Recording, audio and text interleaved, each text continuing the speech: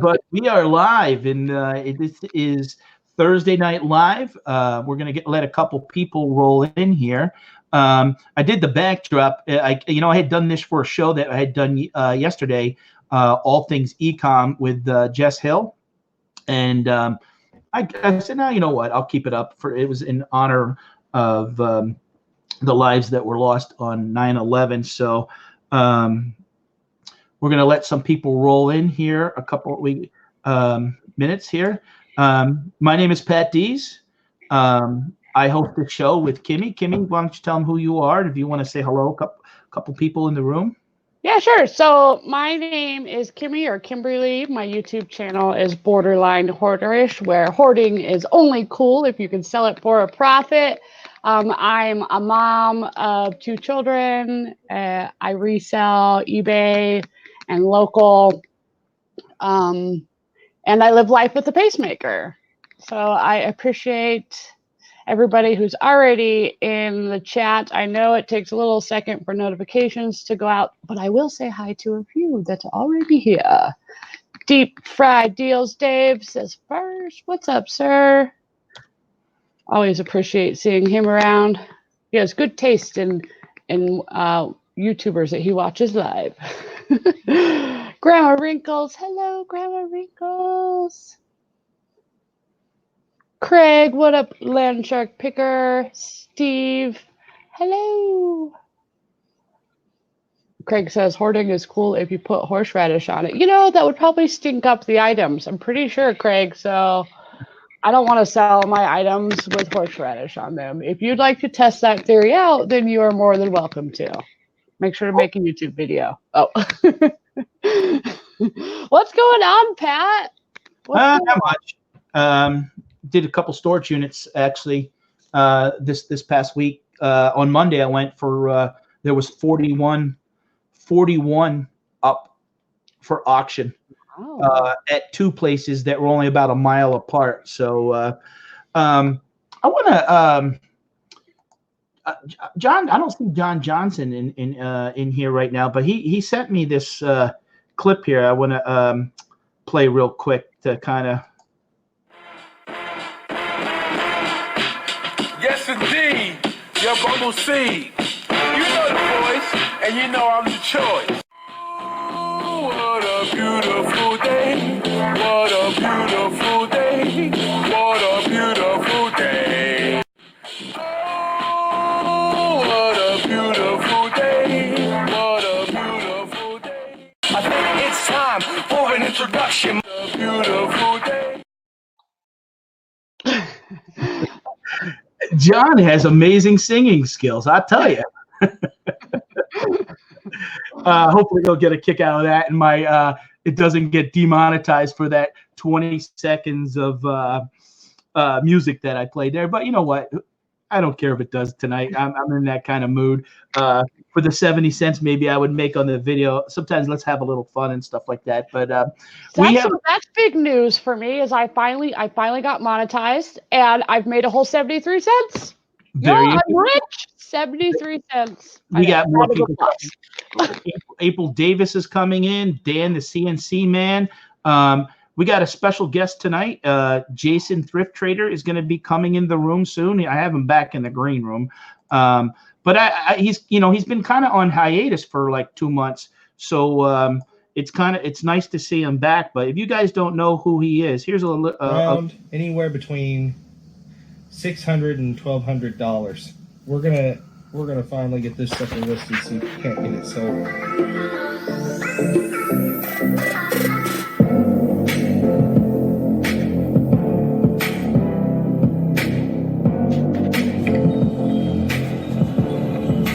Well, good morning. Well, actually, it's afternoon. Good afternoon, guys. This is Jason Thrift Trader. Nice. And there he is, Jason Thrift Trader. What is going on, guys? Thank you so much for having Pat and Kimmy. Thank you. Oh, no problem. I appreciate it. It's nice doing the show to introduce new people and different people every week, and just talk to them about what they do for a living in the reselling community. What do you sport in there? A rainbow shirt? No, this is an eBay Open shirt. eBay Open. That was cool. This is actually from 2018. This was Yeah. last year's. Yeah. Oh, okay. Now, did you go out to eBay Open this year? Oh yeah, yeah. It was a lot of fun. A lot of fun. I didn't see no videos from you while you were out there. You didn't go live at all. No, I didn't go live. I did take a lot of footage, but the unfortunate event was it was just that it was all just bits and pieces. It was hard to kind of put it together to make a decent show out of it. So we'll just keep it. We'll just keep it. Yeah. When I was down in Nashville for the meetup, and I made a mistake when I stopped over at John's of putting the GoPro in my pocket, and I hit the audio button, and half my footage there was no audio. So I've learned that now. Obviously, with the going with the cell phone, it's much easier and stuff. But yeah. Jason, why don't you tell them who you are, your channel, and what you do, buddy? Okay, what's up, guys? My name's Jason. I'm also known as Thrift Trader on YouTube and a lot of the social networks. You can find me on YouTube, Thrift Trader, Instagram, Thrift_Trader. I also run a Facebook reselling group called Resellers Anonymous. And those are really the three main places you're going to find me. Now that Resellers Anonymous, that has a pretty good following. When did you set that up on Facebook?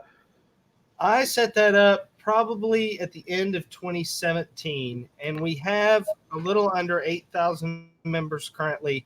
Honestly, I've been so busy that I probably have a few hundred in the awaiting to be joining that group, so I need to get on that.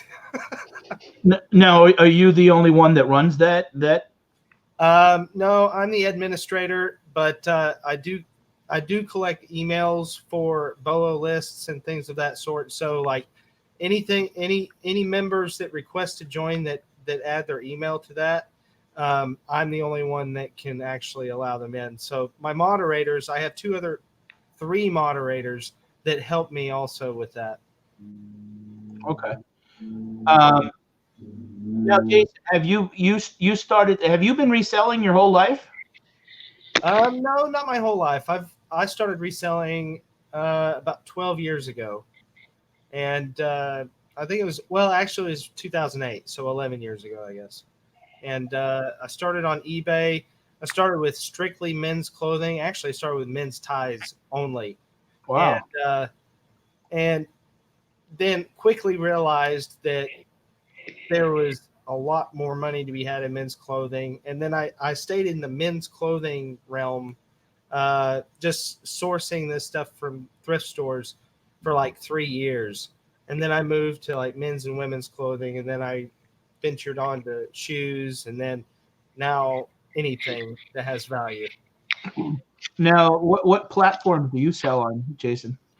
I sell on eBay primarily, but I also sell on Amazon, and I sell on Poshmark and Facebook Marketplace. Oh, okay. And what is the best platform for you? eBay makes the majority of my income, but Amazon's great when I get around to sending a shipment in. I mean, it works out for me. So you are doing retail arbitrage? I've done it in the past. I do every once in a while, but it's not like a significant source of my income. No. Oh, okay.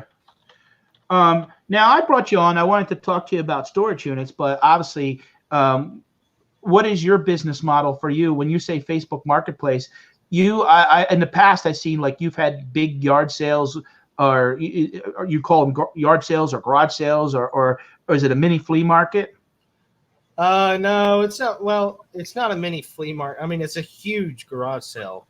Obviously, I mean, buying storage units, you just accumulate so much so quickly that, I mean, you have no option but to have a huge garage sale. I mean, you want the most out there that you possibly can when you have a yard sale, just to try and get rid of as much of it as possible. But on Facebook Marketplace, like any larger items that I feel have a little more value or significantly more value than what a yard sale would merit, I'll try to sell those on Marketplace before I put them in through the yard sale. But the big kicker here is I throw all the trash away, and believe me, most storage units have a lot of trash in them. So I throw all the trash away. I separate the yard sale stuff with the stuff that I can sell on eBay and Facebook Marketplace, and then I send books. I sell books to Half Price Books. I send DVDs and CDs to Declutter and Eagle Saver, which is very similar to Declutter, and then the rest just gets yard saled. And whatever doesn't sell in the yard sale, I donate to charity. Do you this guy Wade's Ventures that said something about this? I don't know if he's talking about he doesn't buy storage units or if he's talking about you. We usually don't identify trolls that they're on here, but if you know this guy and you want to, put in a good word for him. Wade, all right. Let me type this in. Wade, quit talking about yourself. All right, there you go. And if anyone doesn't, now Thrift Trader just put Jason, just put his. You can hit the three dots to the right in the description down below. Is to his channel, and I actually even pinned one of his latest videos in the comment area. So if you guys want to check him out, he went missing for 2 months. We didn't know what. The last I saw Jason was you. Did you buy? Was it 7 units that time? Oh man, no, I bought. Is that a sore subject? 6 units the time before, and then the time right before I went on my hiatus, I bought 4 units, and actually. All 4 of those storage units are still in my box truck. I haven't even been through them. Wow. Yeah. I don't know. I mean, I have a problem. Okay. But like Kimmy said, hoarding is only cool if you can resell it for a profit, right? Yeah. So you're just like hoarder-ish, just not. You're not a hoarder because then you'd be keeping it all forever. It's just a little hoarder-ish. Yeah. Well, before we go very far, I do have to thank Wade, because Wade is honestly the gentleman that got me involved in buying storage units. And it's because of him that I have a very bad sickness, and I just can't help it. I love the heck out of it, though. It's a lot of fun. Now, how did you meet Wade? Because where do you live in? Where do you live? Oklahoma, Louisiana area? Oklahoma, yeah. Oklahoma. Okay, yeah. Well, I didn't meet Wade personally until this last eBay Open. Well, I saw him the year prior, but we didn't really engage much with one another. But Wade, I met up with Wade just kind of by chance, really. And we started. We were on a show together with Scott Bearded Picker and Rise and Grind Picker, and so that's really kind of where we really kind of meshed together and became friends. And I was kind of interested in what he did as far as acquiring product to sell on eBay, and so I just gave it a shot, and I guess the rest is history. Yeah, I met. I've actually, just like you. I mean, I met you through Scott and Shane, and talked a little bit on YouTube like this. I think I've only talked to him once or twice on a live, but he's the one that got me into doing Instagram and stuff. And honestly, that's what I like about YouTube is the venturing out and learning from different way people are making money. Because sometimes you can get stuck into one. I never thought years ago to kind of source the way that I do now. Now it's constantly on my brain, and I get a lot of even free stuff. Even though sometimes you take the good with the bad, some of it's junk and stuff, but you can't turn. I mean, that $5 unit I got the other day, we were talking about before the show, but I got this, and I do need because I use the camera with the microphone, but sometimes people complain about my audio, and I got this microphone, and I looked this up. I mean, this is like $50 used on eBay. There you go. Yeah, you'd be hard pressed finding a t-shirt or a shirt for that matter in Goodwill worth that, Right. Yeah. I mean, I even got. I probably think that $5 unit I got the other day, I should be able to get $300 or $400 out of it. Now, Jason, how many units do you typically shoot for a year? Do you try to go once or twice a week, or are you so backed up that you're not even looking right now? I'd be lying if I told you I wasn't looking, because I'm always looking. Now, whether I pull the trigger is a totally different story. Well, right now I'm gearing up for another yard sale. I intended on having one this weekend, but I'm just not ready for it. So next weekend I should be having a yard sale that should clear out enough space for me to at least unload the truck and see what the heck's in there. Because I'm going to have to do that anyways. If I buy another storage unit, I got to have a way to get it home. We got a quick question here. Recan, I'm not saying it right. Kimmy, help me here.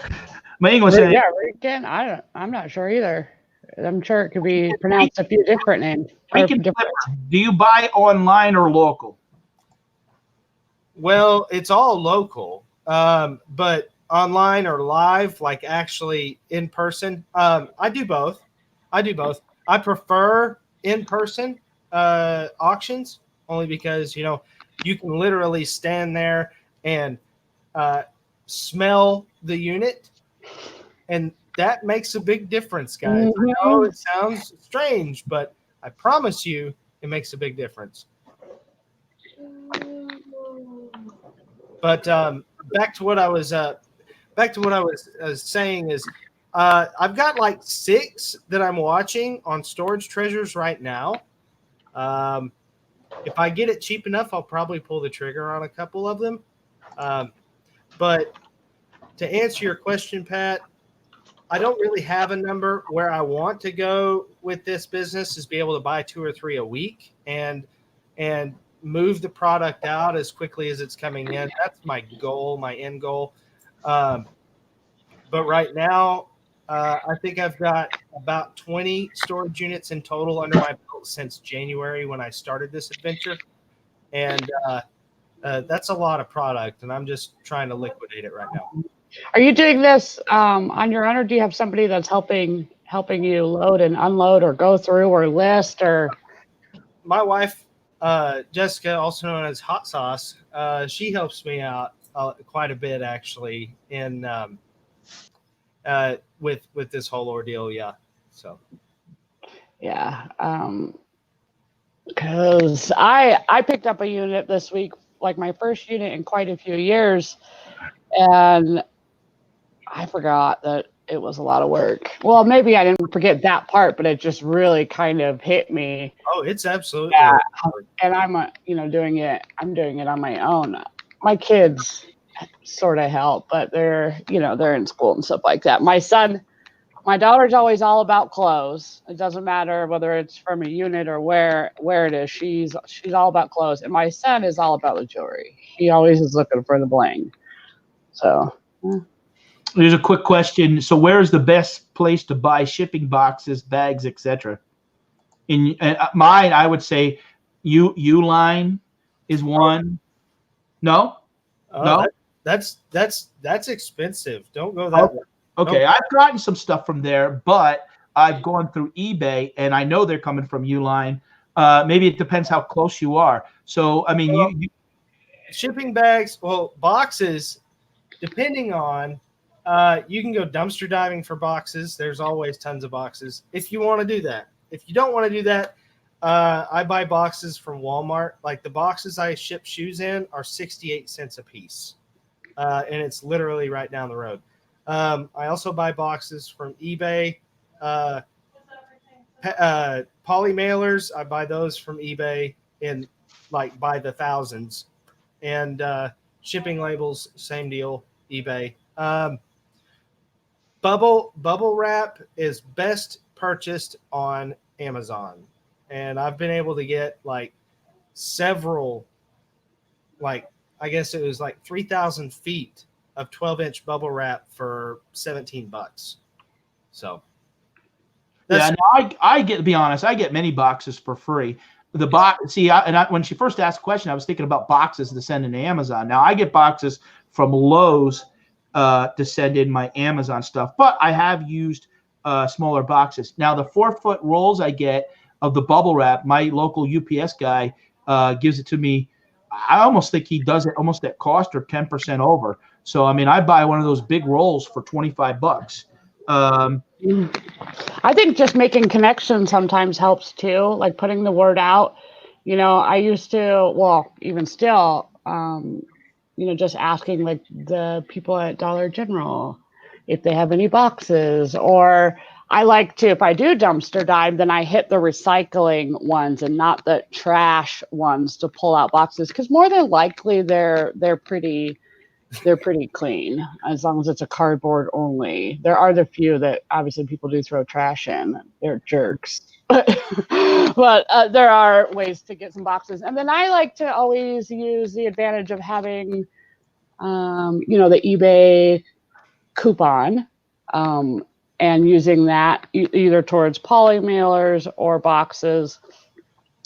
And then certain times of the year, places like Office Depot, they do those quarterly sales. So if you watch then it's like buy 5 get, or 3 buy 3 get 2 free. So there's lots of ways that you can get a sort of better price. I haven't tried really ordering from a whole lot of places online besides through eBay. I do order my bubble wrap through Amazon. Worst case scenario, if I don't have bubble wrap, I think Walmart sells the best one. Now, I have gotten bags from Uline, and I only live about an hour away, and I even had them send me a couple. They sent me a box of sample bags for totally free one time.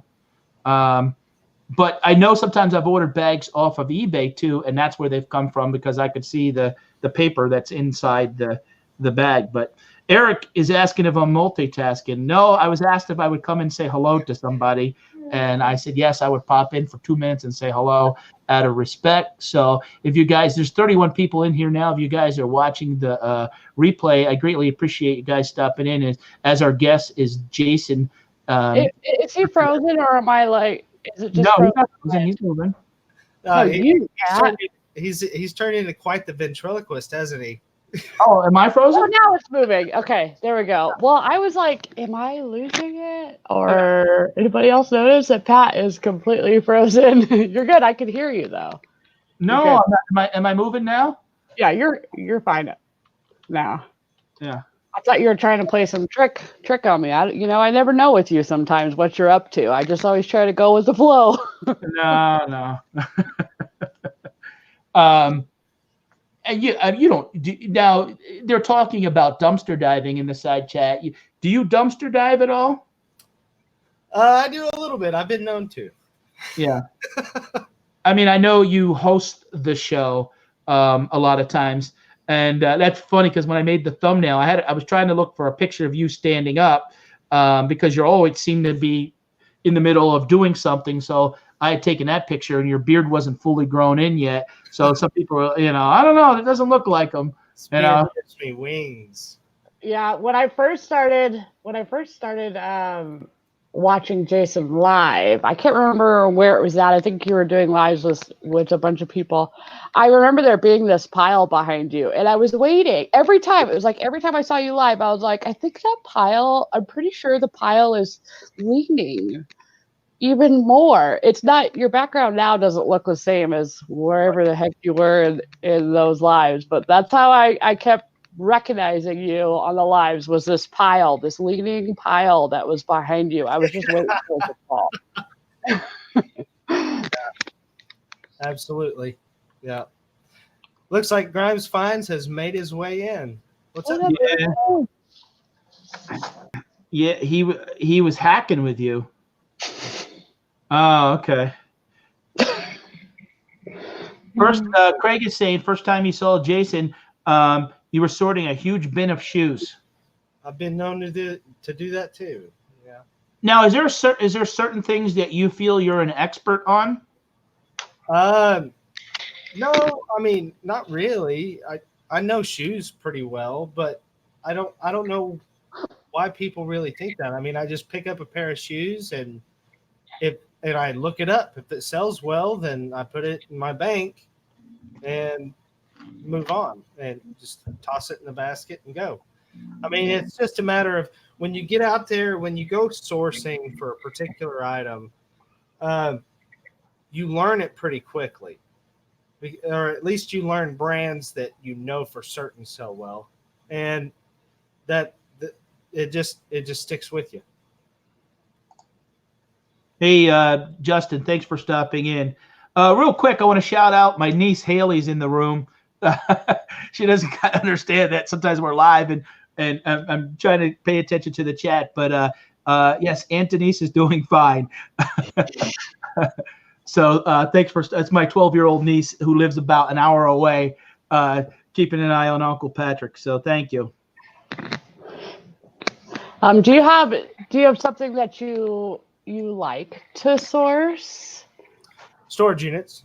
Yeah. Right, it's a place. Is there, like, I know for me, like, is there any items basically that make you kind of nerd out? Like you geek out, you get really excited to see. As far as like outside of storage units? Well, just an item, even, just in general, whether it's toys, maybe it's Hot Wheels, maybe it's car parts. No, something that makes you excited to find it because you enjoy listing it, or you know, in a sense, that's what I had asked you about, knowledge of things. Like me personally, I like finding baseball cards or toys, but the problem is I got to watch I'm not keeping too much of that for myself, right? Yeah. I would say video games. I enjoy finding video games, especially at storage units. I mean, the thing is like a lot of times, even the older video games, a lot of them, you scan them to see what they're worth on Amazon. You'd be surprised. A lot of these older ones, PlayStation 1, PlayStation 2 games, a lot of them can be worth some money now. Yeah, I just picked up a PlayStation in that storage unit. Most of if it's Nintendo involved, then I keep it. I have kept all that stuff since I was a kid and passed it down to my son. So we have, like, for example, Nintendo 64. I think we have 200 games. I can't remember how many there are in total, and then a regular Nintendo, and then we have a Super Nintendo. So I usually keep all those, but the PlayStations and Xbox and that kind of stuff that I sell. So yep. I like games though. The thing that I geek out over is coins and rocks, stones of, and even jewelry. It depends on. Oh yeah, that's what it is. But I definitely get all super excited. I geek out over that too. Trust me.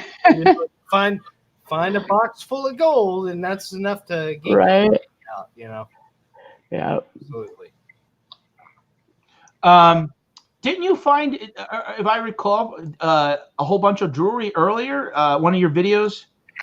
Yeah, that didn't help the situation either. When it's your 6th storage unit purchase ever, and you run across a storage unit you pay $460 for, and end up with nearly $6,000 in gold and silver, not including everything else that was in there, it ruins you. And I'll probably be chasing a storage unit like that for the rest of my life.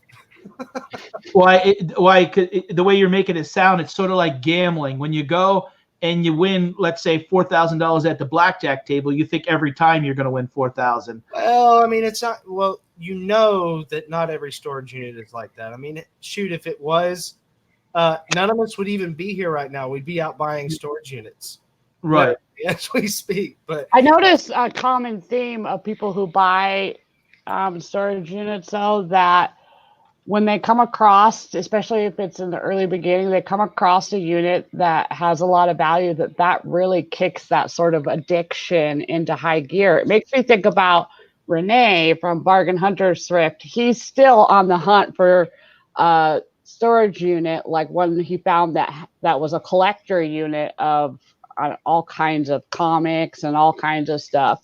So I could see that. I'm just sort of getting back into it, and even before I hadn't really got too many of them, and I was doing it with somebody else before, and now I'm like on my own in that sense. But even just the one I just bought this week, I'm already thinking, wow, I want to buy another one, but I need to probably get rid of what I have. I have a space issue. That's part of my problem. Makes me hustle a little harder, as I have to flip it quick. Yeah, and I think that's my problem is I have a decent amount of space. Therefore, like maybe I've procrastinated a little too much. I've got a 1,700 square foot shop. I've got a 2-car garage. I got a box truck. Obviously, I'm using it as storage right now because it's fully loaded for the past over 2 months. And so, I mean, it's just, I don't know. It's the mystery. It's the hunt Treasure hunt, for right? treasure. I mean, you can't go into Goodwill and find gold. I mean, you can, but Right. It's very rare. Yeah. rare, and you're not gonna run across a whole bunch of it or anything like that. I mean, I sold 2 days ago. I listed a cast iron hanging lamp. I guess it was like a pagoda, like a Oriental pagoda. 2 days ago, I listed. It's sold today for $120. I mean, it's stuff like that like if it does end up in Goodwill, it's gone in 5 minutes. And if you're not there at the right time at the right place, it's not there any longer. But yard sales are a really good source. I've hit a few yard sales and made a ton of money off. Yeah, I agree to that because sometimes I think people just don't know. Then you also have the opposite though of people who have looked it up, not really comped it or the solds, but they're like, oh, I looked this up on eBay. It's worth like $10,000. It's like maybe Try again. But yard sale. I know. I always want to tell them to go sell it on eBay. There you go. Yeah. Now, how long you been selling on eBay, Jason? 11 years. Oh, 11 years. Yeah. So, I mean, you have one of those stores that you have 1,000 listings, or are you? No. I'm right now. I'm like just over 460 active listings. I was at like just a couple weeks ago. I was at 545 active listings, trying to push to 600, and got busy doing something else. Just I grew up with ADD and ADHD, and I'm like a squirrel chasing after the next shiny object. So I mean, it's kind of sometimes I'll be like just red line focused on eBay, and then it's like, oh, I should do this instead for a little while. And what's fueling this? I always love to ask this question. I'm always curious as I know that you are all for the treasure hunt, but what is fueling this sort of fire that you have to buy, to sell, to do multiple platforms, to basically bust your behind? What's sort of the long term of why you're doing it? Well, I enjoy working for myself. I enjoy the opportunity to create my own destiny. I enjoy the ability to wake up and tell myself, it's either you do it or you don't. And if you don't, well, then you're screwed. So get the heck up and let's do this thing. Like I'm very self-motivated, self-driven. And in all the honesty, it's just, I've been in a lot of high pressure jobs in the past. And it's just a relief knowing that I'm able to take care of my family on my own account. And if I need a day off, I can take a day off. Of course, I work more than any other 40-hour work week job. I guarantee it, but it's at my pace and it's something I enjoy doing. It's not really, I mean, it's hard for me to even call it work because I enjoy it that much. So have you always done this, or did you start out part-time at a job and then went to full-time? Oh yeah, I was part-time. Absolutely. The way I moved from the last time I moved to full-time reselling, the way I did it was I literally was hoarding high profit items and wasn't listing them. I was buying them and holding on to them, and that's pretty much what I did. Was instead of, most people would just, save up a lump sum like a cash cow and then they would quit and try reselling full time. I did the exact opposite because I wasn't able to, make enough money saved up to quit in a timely manner. So what I did was I took the little bit of money that I was saving and immediately spent it on items that were going to profit me a whole lot more, and just hoarded them. So that's how I was able to do it. I mean, as soon as I went full time, I mean, it was just, I had all the inventory I ever needed to make sure the ends met. Now, do you have a certain, like, you don't like, you post your sales on your group sometimes? I've seen you, how good you do. So you're not secretive about it and stuff like that. And I think the last post you had your 60-day sales and you're doing very well. Do you have an average that you try to sell? I mean, like for me, I think my average sale on eBay is around $22. I don't sell nearly at the scale that you do, Jason, but I just started full-time 7-8 months ago because I was always part-time for like 20 years and didn't realize the opportunity there. I wish I realized the opportunity that existed even 10 years ago, because I probably would have done that things much different and been able to transition better instead of having this come upon me and then have to do it. Yeah. Well, let's do some math here, and I'll tell you what at least my 60-day average sell price is. Okay. Because it fluctuates. I mean, it really does. You know, when I was in clothing and shoes, it was around $27, $30. When I was strictly clothing and shoes, that's what my average sell price was. But now that I'm dealing in much more than that and significantly higher value items, for the most part, it's different now. If my phone would just load. We got a real quick. I got a $5 super chat. Thanks for hosting, Kimmy and Jason. So from Mary Harris, thank you. I appreciate it. Thank you, Mary. Shout out to Mary, by the way, for being so sweet and such a great supporter and friend. I appreciate you. Thank you. Okay, my average sale price right now is $46.73. Wow. I mean, the thing is like you have to value your time when you're doing eBay, because eBay does consume a lot of time when you're sitting around listing things. And what I like to do is I try to get the $40, $50 plus items and throw them up on eBay. Anything less than that, like people would probably come to my yard sale. Resellers would likely have a heyday at my yard sale. The ones that don't mind, $5, $10 profits, but I just don't have the time for it, Mm-hmm. So that kind of stuff literally goes in the yard sale. I mean, I just don't have the time for it.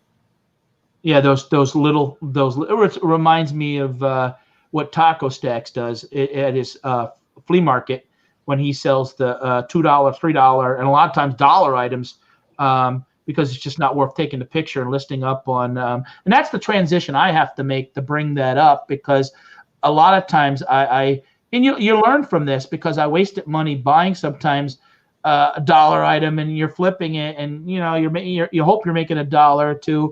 But you're putting a lot of effort into it. Sometimes you're better off, instead of having 100 of those things, taking that $100 and buying something that's bigger and better to turn it into 200 or 300, instead of, messing around with these little petty things, because I have a lot of stuff down, and that's part of my problem actually doing YouTube, is I have a lot of stuff that I need to list. But YouTube, and I think, and which you can correct me if I'm wrong, we haven't seen you on YouTube the last 2 months, but you're coming back now. Yeah, I mean, at the end of the day, let's face it. I mean, my channel is pretty small considering, and it doesn't pay the bills to do YouTube.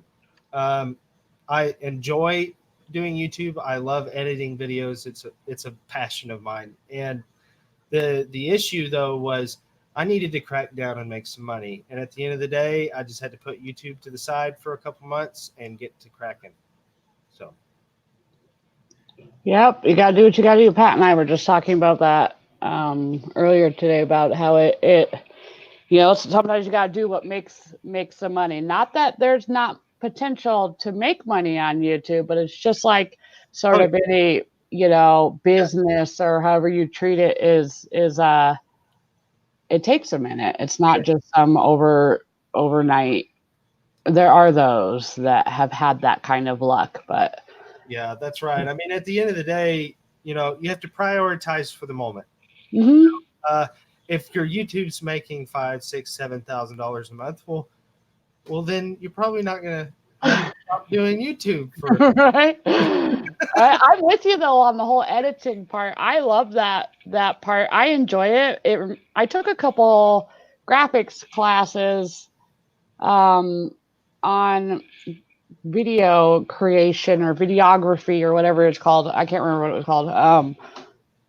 And I really enjoyed it. So it's kind of cool to sort of intertwine that. I mean, technology has come a long way since I, took those classes, but I think it's cool to kind of use the creative side or my artistic side, and I just enjoy it. And then hearing kind of the reactions of people, I like that part. I have fun editing. Yeah, I think at the end of the day, I mean, it's just YouTube is there for personally for me, just to interact with other people and to kind of share my journey. That's the only reason why I'm doing it. And but I would like for it to become something more so that I can have the opportunity to never cease to do that, if that makes sense. And it's just a matter of time, and it's just a matter of time. So. Yeah, but just keep doing, right? I always say, and Grimes just said, it's business and fun for me. It would be nice just to make a couple bucks doing it to offset, maybe a new van payment or, sure, little things like that just make it a little bit easier. When you're making some of these decisions, buying these units and stuff like that. That's the problem I run into. I don't have a van or a truck, and when I go and buy storage units, I gotta figure, like the other day I had to stop at $150 because I knew in my head I was going to have to rent a truck for $150, so I was going to have $300 into that unit, and it wasn't worth $300 in my opinion, not knowing. I mean, it's always a guess what's in there, but for what I saw, and I think that unit wound up selling for around $250. And the only thing with me is I bought that unit I bought the other day. I thought it could fit all in the SUV. Guess what? I had to go back the next day and make a round trip, close to a 3-hour drive. Yeah, I mean, like what Grimes said, it's business and fun for him. At the end of the day, I mean, YouTube is a business. Let's face it. I mean, it pays you, so you have to treat it like a business. But it's always, when you're a YouTuber, when you're a content creator, you're always chasing that next video that's gonna, potentially go viral or hit several thousand views. I mean, right now my metrics on YouTube are 50% of it is all coming from one video, and it's great. I mean, I made, I guess probably in the last 4 days, $200 on YouTube, which is nice. But that it's a grind. And once that video dies, I'm gonna be like scratching for the next one. So yeah, you got to put out more content. Hey, that's way better than my 73 cents. I'm pretty proud of my 73 cents. And in fact, on the first day when I realized that I was monetized a few days ago, I was on the phone with Pat, and I was like, "Oh, I just made 8 cents." Like, I was so excited that day. And then she tells me she made 23 cents. So then I rub it into her and tell her I made 88 cents the other day. we joke around about it, but I was really excited. My son actually was even more excited because he's like, "Mom, you made it." I was like, "Well, I don't know about that, buddy, but if he thinks that Mom is cool for making 8 cents on YouTube, then right on. I'll take it." It's everyone starts somewhere. Right. I mean, I'm excited about $200. I know some people that wouldn't be excited about that at all. So that's a bill. I'd be excited about that. No, I do, Jason. I'm with you. I know a kid. I call him because he's 28 years old that does Amazon in the millions, and he has no ambition as far as wanting to do YouTube or get on there because he's very protective of what he's doing, which I don't blame him, because he you weigh those things out. for me, it became a social aspect and networking and getting to know other people. I don't want to just rely on that. I like to do a couple different, eBay, Amazon. Amazon, if you can master it, you can. I've gotten better about it the last 2 months because now I'm sending stuff in that is selling like not within a week. I mean, sometimes I get stuff going in the warehouse that within a day or two it's already being sold. And that's good because you know how it is. I mean, you could send something in and it could sit there for 4 months and you're like, why is it not selling? So it's more complex to understand than eBay. But if you can get it, you can. Hey, Jeremy, thanks for stopping in. Jeremy's in. What's up, buddy? Jeremy, what the hell is going on? For instance, now this is absolutely, I encourage anyone and everyone to literally pick up a video camera and just start a YouTube channel. I mean, it's, if you can manage, if you can muster up actually talking to a camera, I can tell you that it was really awkward at first. Really, really awkward. But then it just becomes kind of second nature. And it's like, I used to play in a rock band. I was the drummer for a rock band. And my first few shows were like really nervous. But then it just kind of became second nature. And it's the cool thing about YouTube is it's there for your family members once you're even gone, So it's kind of like a memory bank for your family too. Mm-hmm. The cool thing though about YouTube is, if you're already doing the work, just turn on the camera, share it with someone, and get paid for doing it. And that's the really cool thing about it. Yeah, I agree with the Harlan. What up, Harlan? The sort of awkwardness. I wanted to mention that I had put, and I still have it up there, but I had taken some stickers with little smiley faces and put it up right by my camera. And I know somebody who has taken pictures of people and put it up there right next to their camera in those first few, so it's not so sort of strange. But you're totally right in the fact of it. You get kind of used to it. Mary Harris, you would be surprised. She said, "Oh yeah, Jason, because old grandmas are so in demand." Yeah, I know some channels with some old grandmas. Oh, I know. There's a channel. I don't know who her name is, but it's an elderly lady, and she shows how she can budget on $2-3 a day. Granny, penny pinching Granny, I think is what her name is. Absolutely. I mean, I don't think age is a factor in it at all, honestly. No, it's just the appeal because, I mean, a lot of the people that watch my show here, you can, behind the analytics, see that they're 45 to 60 years old. That's what has, I mean, maybe that's a YouTube average that people are watching. Grandmas need love too, yeah. How long, Jason, how long you been doing YouTube? I've been doing YouTube. Actually, I made a pact with myself that I would start a YouTube channel the very beginning of 2018, and that's what I did. Listen, I was there watching Steve Rakin buying up blazers and selling them on eBay. I was there watching. Steve and Casey were literally nearly the only two dudes running the whole YouTube muck and reselling when I was sitting around watching. If I would have started then, I mean, good Lord, who knows? Who knows what would have happened? I mean, but I promised myself that I would start a YouTube channel at the beginning of 2018, and that's exactly what I did.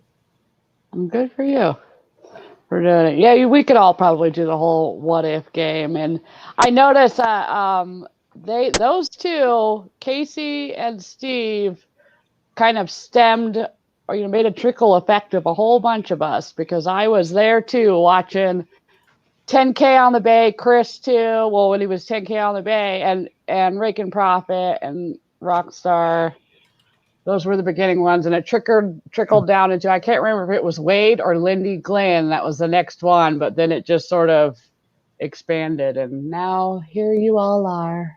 YouTube is, I mean, my niece again is asking me to shout her out. Hello, Haley.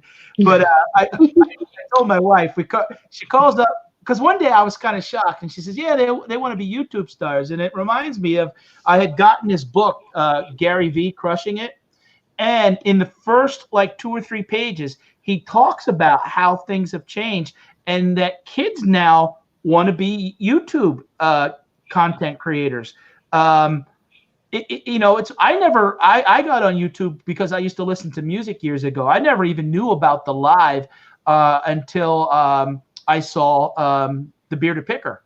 And then they started talking, and because what happened was I was typing in eBay, and that's how I found Wade and started watching. And I never was sure that I was going to do it because, it's not easy to get on camera and talk and keep people interested in what you're doing and stuff like that. And I think in society sometimes we always worry about people are going to, but it seems like that as long as you turn it on and you can keep people in tune, it was a grind to grow. I know for me it took and you get those spots. I don't know how quickly so how many subscribers do you got, Jason? I think I'm pushing just under 8,800. Yeah, and do you remember how long it took you to get up to 1,000? Yeah, it took me a little while because the first half of 2018, I mean, I was just I was kind of shy about it. I wasn't posting much, but I'll be the first to tell you that the way I started YouTube was, I'll be honest, I was super chatting larger YouTubers. I was literally investing money in larger YouTubers to get shout outs, essentially. And that's how I got started. And, once I hit 1,000, I ended up in some shows. So, the Wednesday night and the Sunday night show with Wade and Scott and Shane and Chris and Lauren and all of them. And that helped as well. And then of course the Dumpster Wars thing. And then of course, just me doing YouTube as far as these storage units, because at the end of the day, like the storage unit videos they're pretty popular on YouTube. I mean, I don't know why, but people just enjoy mystery boxes. They enjoy looking through storage units, and it naturally grows a channel. And the reselling, like down to earth, we're down to the nitty gritty. We're all resellers, but the reseller niche is pretty small in the realm of YouTube. And storage units gave me a way of kind of branching out of the niche market of reselling, but still be within reselling, if that makes any sense. So I just kind of made the circle a little bit bigger with my content. And that's it. And the help of Jeremy and Pirate and Jack and, you name it. All those guys helped me tremendously as well. Now, do you have plans the next 6 to 12 months as far as like expanding more on YouTube or doing your business, what you're doing now? You do this full time yourself. Does your wife also do this full time with you? In other words, you make a living doing this 100% off buying and selling storage units and stuff? Yes. Yeah. I mean, this is my full-time gig. YouTube is not my income provider. eBay is. And that's one thing that I'm trying to incorporate right now with my YouTube is kind of make it a good mixture between mystery unboxing and the storage units and selling of those items, but that's the hardest thing I'm combating right now is simply that, like, a lot of the viewership just isn't there for the eBay related videos as they are for the storage unit videos. But you have to start somewhere. And that's I've got a decent foundation now. I just have to grow upon it. But that's YouTube. Now, as far as eBay, I would love to be at 1,000 listings within 12 months, 6 to 12 months. I don't know if that's possible, but I would love to be there. Amazon is not much on my radar for the next 6 to 12 months. I am doing some Amazon anytime I get things out of these storage units that belongs there. And Poshmark, of course, I got all my clothing and shoes over there from eBay. And yeah, I mean, that's really it. Just continue on YouTube. Right now, my goal is to push video out every day, 2 videos on the weekends each day, and just get 10, 15, 20 items listed on eBay every day. Yeah. Yeah, I mean, I'm hoping to. I have 1,300 items listed in my 2 eBay stores, but I don't do the volume honestly that you do, and it just goes to show it's just the quality of the item. You know, I need to, but now getting these storage units, now I'm having a problem though, is I'm getting too much, and like you sitting in your truck, I'm jamming up the garage. So yeah, it's a ton of work, it's a ton of stuff, and you gotta sort it out, get rid of the stuff that you're not willing to hold on to for resale online, and yeah, and just move on. I mean, Harlan does something different too. Is he gathers stuff together and takes it over to a local auction house, and they sell it. And I think he makes he was saying one time we were talking to him, he makes a couple $100 a month just by doing that. Have you ever done that? Okay, I'm sorry, I got sidetracked. What's Harlan do exactly? He gathers stuff together that he gets, and then he takes it to like an auction house where they take pictures and list it online. And so you know, it's an online type or deal. Yeah, I don't have anything like that around me, honestly. I've went to the flea market once. That was a complete bust, and I told myself I'd never do it again. I made like $200 in one day at the flea market. I made my first yard sale I had at my house, just literally dragging stuff 10 feet outside of my shop. I made $1,600 that weekend. Whoa. So I said, you know what? I'm not even going to. Where are you located? Where I don't know if you mentioned that, but where do you live I'm at? like 15 minutes southwest of Oklahoma City. Okay. So I'm like central Oklahoma, not too far from the city. You know, it's pretty easy to get people in here out here. Right. Do you do any advertising for your garage sales, or pre-set up or put out signs? See, my issue is I live in a cul-de-sac, but my street is like, I mean, I live in Denver, Colorado. Well, on the edge, my street is surrounded by businesses, so people don't even really just drive by. Like, they have to be guided in that directions. But you must live somewhere where, I don't know if you advertise, or how do you go about doing that and having such success with those?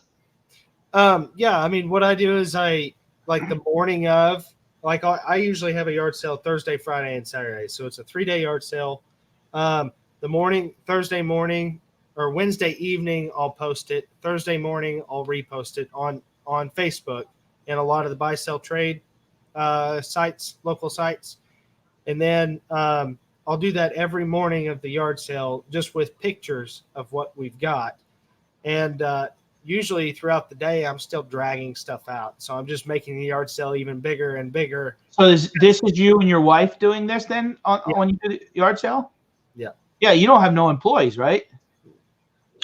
No. How often? Because I know that some states have restrictions on, like here where I live, there are not restrictions on how many garage sales. But if you a few haulers east, and there are restrictions, and you can only do, I think it's 2 per quarter, if I remember right. Do you have restrictions? In the state, I mean, there's different restrictions depending on where you live. But I live outside of city limits. I live kind of a bit in the country. And because of that, there are no city ordinances or anything that disallows me from having yard sale every weekend if I wanted to. But I've had a yard sale 3 weekends this summer. But the plan moving forward is to have one yard sale, one big 3-day weekend yard sale every month is what I'd like to have. So where you're doing this, obviously you have the parking. Oh yeah, I mean it doesn't just like get slammed. I know. Big giant line. Like, holy cow! Where the heck People are these? lined up. Like they're backing up traffic now. That would be awesome. I'd be okay with it. I mean, my neighbors, I'm blessed to have awesome neighbors to the north and the south of me. I have a field east of me and I have forest west of me. So I have literally just two people that I need to not have irritated at me, and Not make mad. and they're both very very humble, very good people. So I lucked out there. That's Yeah, awesome. Diesel Engine is saying in his town they're only allowed 2 garage sales per year. And Mary, our area is 1 every 6. So 2 a year too. I know in some areas you got to pay a permit and stuff like that. That's correct. I forgot about that you got to do a permit. Half a mile north of me, and they're limited to 4 yard sales a year, and they have to permit every single one of them. Yeah, I was at a yard sale it was a little town called Honesdale, Pennsylvania, and I stopped and bought some stuff, and I saw the permit hanging up on the wall. But now my son just had a yard sale, my older son that lives about 45 minutes away, and he didn't have to pay a permit. But I think sort of like those type of situations, you're only allowed to do so many. He did good the first day, but then the second and the second day nobody showed up. But hey, he goes and buys stuff from the Goodwill and the Salvation Army, and then he gets himself overwhelmed that he's not listing on eBay that he sold some of it. But I think he did close to 200. But for him that was good. Mm-hmm. April Davis is in the room. Hey, thank you, April. Thanks for stopping in. Stephen Strait too. Jason, why don't you tell your best find in a storage unit? Well, obviously, I mean, best single find. Yeah, I would. Okay, aside, forget about the gold. All right. The best single find was likely that Dungeons and Dragons rule books box set from 1975. That was a pretty phenomenal find. Yeah. That's cool. And you sold that? Yes. Yeah. I sold it. I sold it quick style because we were getting ready for Vegas. I sold it on auction. I actually have a video of 3 items that I sent to auction ending. It was just back in June or maybe early July. It may have been early July. But it sold in auction for $1,101.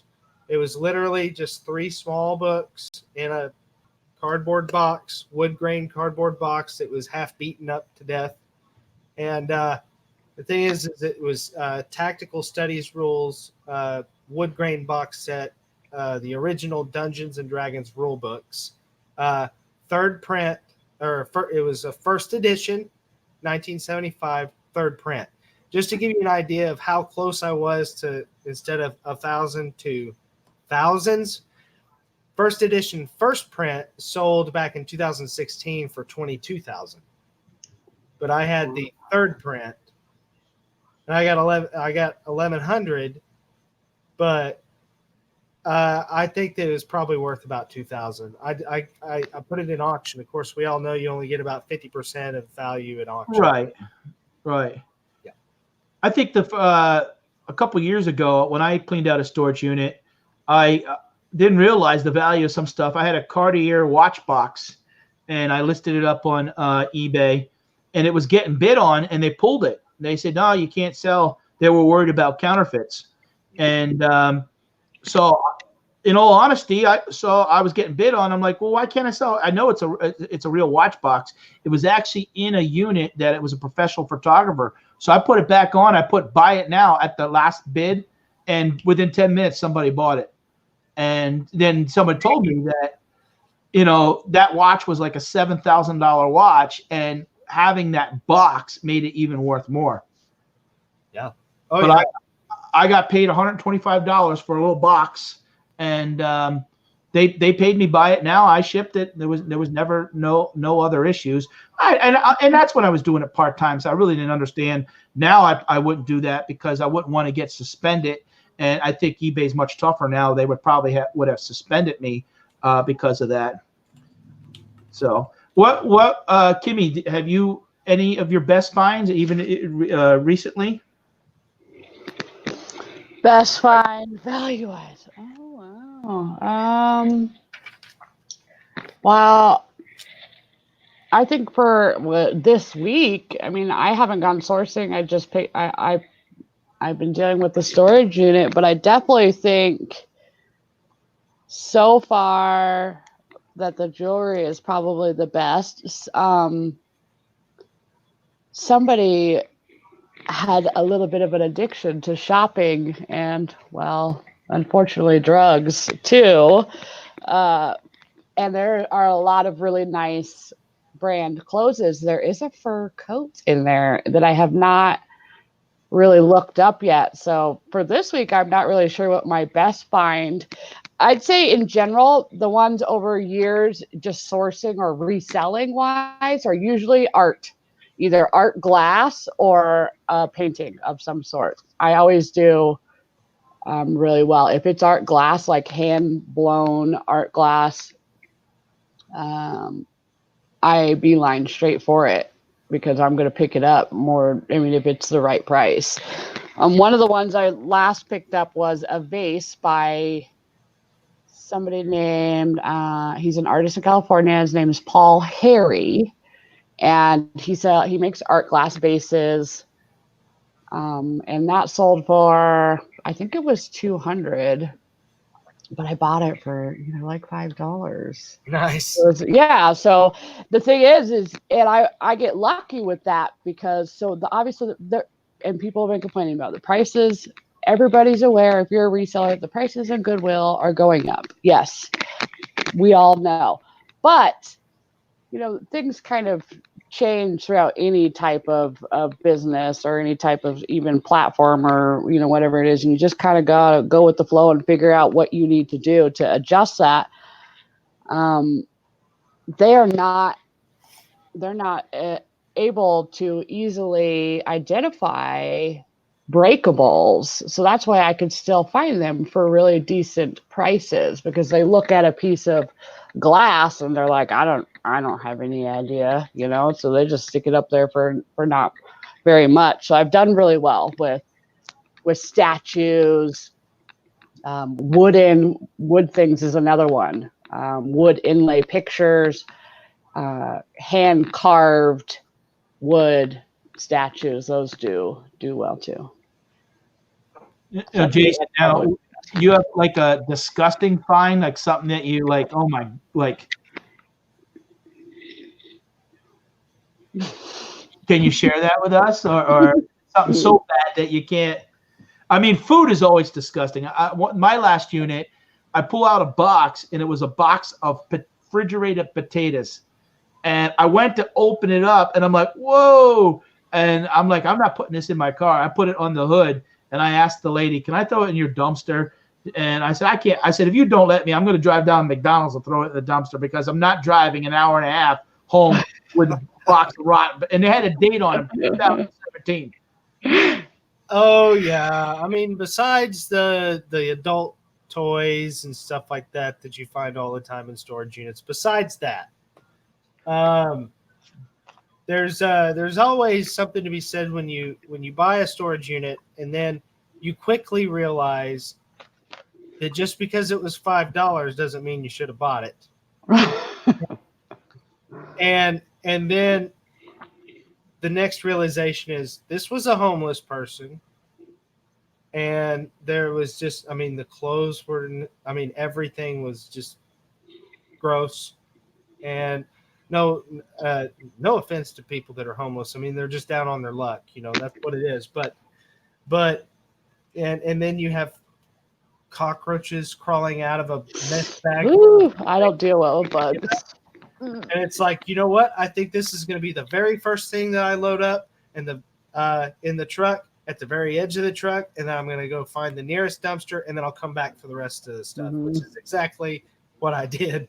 I think I bought that storage unit, paid $5 for it. I mean, literally everything in there was disgusting. I shouldn't have done it. It should have been a telltale sign when there was this dog food spread across right in front of the unit, like inside of the unit. That's food for insects and varmints and everything else. But I thought, what the heck? Maybe I'll find something for $5. I mean, I did. I found a nice bicycle, and I found a nice little bicycle carriage. And so those were literally the only two things I kept out of that storage unit.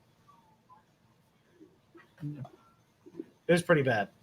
We got it. We're getting towards the end of the show. If anyone's got any more questions in the chat, Jason, do you have any plans for this coming week? A video that you want to push, or something that's going on, or you want people to come and check out the Facebook page? Sure, guys. I mean, anybody that's interested in reselling and needs people to talk to, I mean, Resellers Anonymous is our Facebook group. There's tons of us. We're always posting stuff in there. We're always having a good time. So just search for Resellers Anonymous on Facebook. You'll find me there.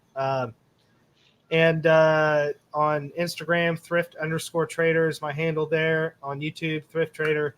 Right now, I'm just trying to keep the videos coming and just enjoying life. And Kimmy, you have something? Are you doing any shows this week at all, or? What's today? All the days are blending together. Is it Thursday? Oh yeah, it's Thursday. I got to be nice to you today, huh, Pat? Oh, only on Thursdays. That's what. Yeah, we have a deal. He likes to torture me by making it very known that I have stated over and over that I will always be nice to him on Thursday. So, he hits me up more often on Thursdays. He's like, you said so. It's all over YouTube.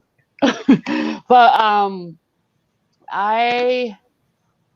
I don't have anything set in stone this week besides I'm working on editing my storage unit video. I have broken it down into, it's going to be a few videos because of just how much there really is. And I did film the whole entire thing, strapped my GoPro on and filmed it from my phone. And then my son got involved by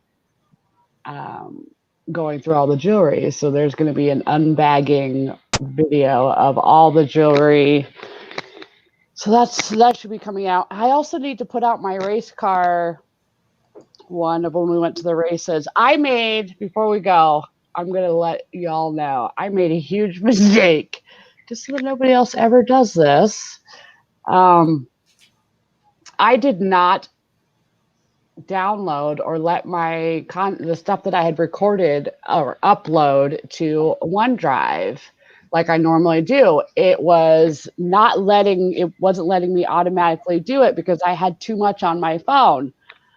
Well, unfortunately, my phone basically crashed before it was uploaded, and I lost hours and hours and hours and hours and hours and hours of video content because I made that silly mistake. So I just wanted to let you all know for future reference, make sure that you pull that from your phone. What is that? This is an external hard drive, and I've got hours and hours and hours on here, but now it won't turn on. Oh, yeah, I was devastated because I went a few weeks ago, well, maybe like a month ago, up and hiked at 14,000 feet, which was a pretty big deal for me because I had never done that since having my 5th heart surgery. I was never able to do anything like that without having problems. So it was really cool to go up and do that with my children, and all of it's gone, all of it. Like, I was devastated. So hopefully nobody else makes that mistake. Make sure that it's so easy. It's so silly and such a silly mistake that I let it get that far of not to where it was bogged down and then it wasn't uploading to OneDrive anymore. So nobody do that. I was sad. I just want to remind everybody, thanks for coming by. And next week, we're going to have Locker Nuts here. Yes, and you're hosting again. Yep, I'm going to be hosting again on Thursday. And that'll be it for as far as lives next week. I've been kind of pulling back from lives and trying to do more pre-recorded content. I have probably 5 or 6 videos, but it's just a matter of editing them and kind of being happy with them, before I upload them. But there's 34 in the chat. We kind of started out a little bit slow, but there's 34 in the chat. And have you used this StreamYard yet, Jason? I haven't. You know what? I haven't been live on my YouTube channel since before Hangouts disbanded. Yeah. Now I have a free month. I had messaged the boss, the guy that started it, and these little features like the flag behind and the different logo, and when I do the overlay, and I'm gonna do the overlay one more time before you go. I'll push Jason. What the heck? Around anywhere between $600 and $1,200. We're gonna finally get this sucker listed so you can't get it sold.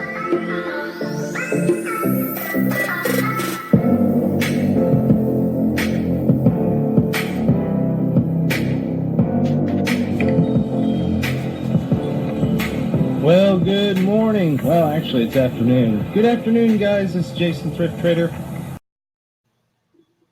Nice. So you can do that for 30 seconds. Cool. I appreciate you coming on the show tonight, Jason. Thank you. If you guys haven't subscribed to his channel, down below, please do. And thanks again for coming on. And everybody have a great night. Thanks, Pat. Thanks, Carrie. Bye. Tacos.